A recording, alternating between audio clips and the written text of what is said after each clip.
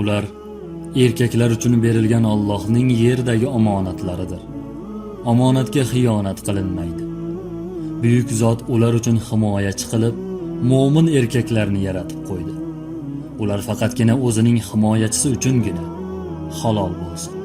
Faqat u uchungina ziynat bo'lsin. U uchungina go'zal bo'lsin deya Alloh ularga hijobni farz qildi. Mo'mina ayollar o'zlaridan o'zlari hijobga burkanganlari yo'q. Ularni o'z holiga qo'ying. Ular Robbisining buyrug'iga itoat qilmoqdalar xolos. Hijobga tegingan qo'llar qurisin.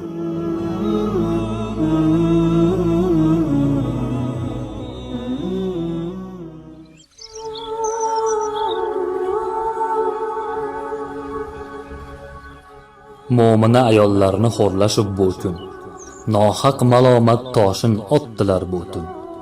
Zolim ishlardan qalbim bo'lar xun. Alloh panoh bersin sizga ayollar. Ochiq yurishlikdan qilibsiz hayo. Har xil so'zlarga qilmangiz parvo. Sabr qiling bo'lur jannatul ma'vo. Hijobu jilbobda yurgan ayollar. Erlardan ayrilib yolg'izmiz demang. Kufrning ishi tez topar xotima. Sabrda bo'linglar misli Fatima. Alloh yaqin do'stdir biling ayollar. Haq rizosini ko'zlab qiling da'volar. Haq yo'ldan to'smasin sizni ig'volar. Har bir sinovlarga qilmang parvolar. Iymon va e'tiqodda bo'lgan ayollar. Bu kun sinovlarda toblanar iymonlar. Xursand bo'lib qarshilang qilmang ozorlar. Albatta yutib chiqar sabrli tomon. Sabrda mustahkam bo'lgan ayollar. Yuzingizda aks etar iymonning nuri. Bir kun bo'lursizlar jannatning huri. Sizlar mo'min erkaklar qalbining duri.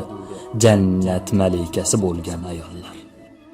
وأزهرت في محفل الأنبياء فأضحى بمحرابك المنتهى